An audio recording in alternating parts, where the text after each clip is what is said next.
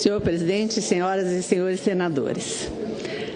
Essa não é exatamente uma casa de muitos consensos, mas acredito que o que estamos hoje aqui discutindo, compartilhamos com certeza que o sistema político brasileiro precisa ser reformulado e de que precisa ser reformulado com urgência. A abstenção recorde dessas últimas eleições é uma indicação clara de que os eleitores não se sentem contemplados pelas regras que estão postas.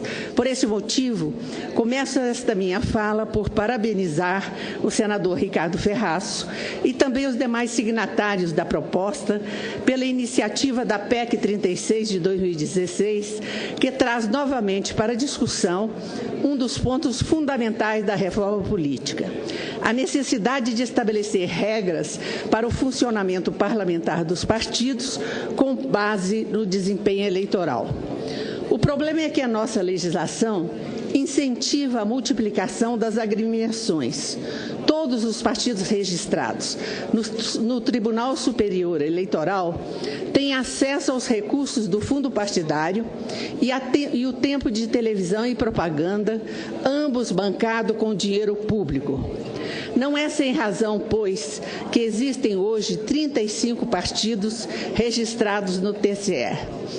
Que outros 3 estejam em estágio avançado de coletas de assinatura e que, segundo o tribunal, existem outras 24 legendas em processo de formação. Convenhamos, criar um partido no Brasil tornou-se um ótimo negócio. É urgente, pois, que voltemos a discutir a possibilidade de estabelecer distinções entre partidos políticos com base em seu desempenho eleitoral. Não se trata, por favor, de afrontar o princípio constitucional do pluralismo político e tampouco de frustrar a igualdade de oportunidades e a garantia de expressão das minorias inerentes ao Estado democrático de direito. A questão, sabemos todos, não é essa.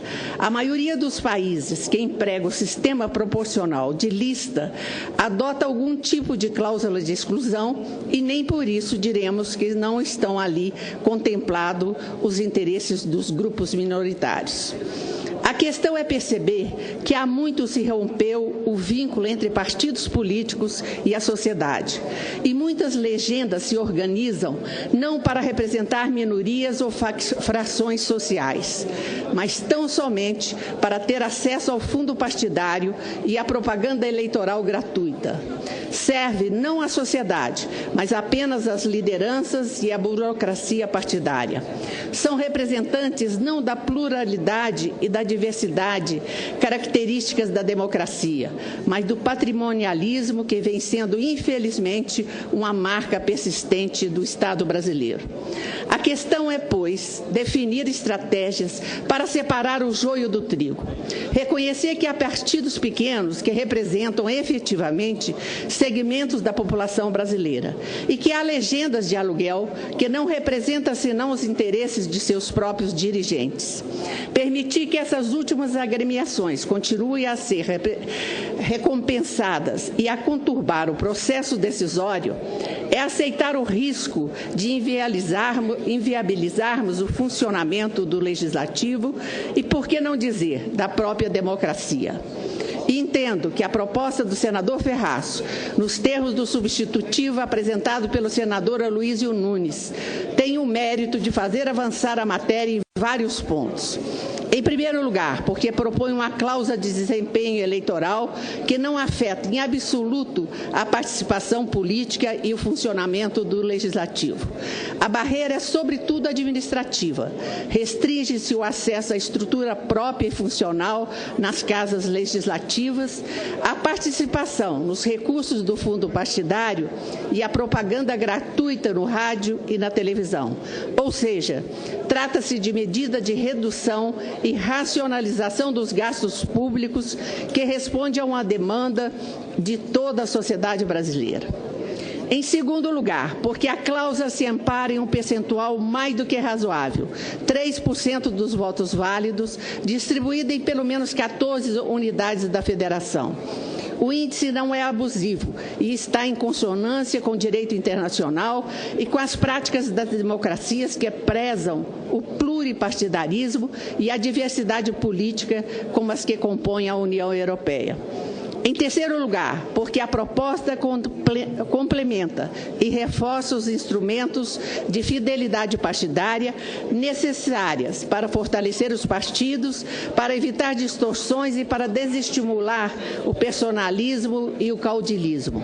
Ou seja, referendo à ideia de que sem partidos políticos fortes, coesos, organizados, não se faz democracia, não em uma sociedade heterogênea e multitudinária como a brasileira. A PEC também consagra o preceito de que não cabe coligações nas eleições proporcionais, substituindo-as pelo Instituto das Federações de Partido, que asseguram a possibilidade de funcionamento parlamentar das minorias.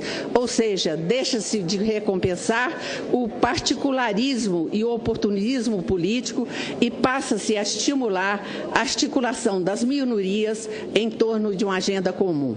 Por fim, a proposta em nada prejudica o processo de inovação na política. Não há nenhuma restrição a que novas agremiações busquem seus registros junto ao Tribunal Superior Eleitoral e que venham participar das competições eleitorais. Também não se impõe nenhuma forma de tutela sobre o eleitor, que continuará a escolher os representantes que julgar mais pertinentes. O que se passa a exigir, na verdade, é que a inovação política seja consistente, que seja menos inspirada pela tentativa de apropriação de recursos públicos e mais voltadas ao aperfeiçoamento da nossa democracia. Por esse motivo, senhor presidente, antecipo aqui o meu voto pela aprovação da PEC 36. A reforma política é uma pauta da qual não podemos fugir e a proposta do senador Ferraço vem ao encontro das melhores práticas sobre o tema. Que aprovemos, pois, e sem demora. Era o que tinha a dizer, senhor presidente. Muito obrigada.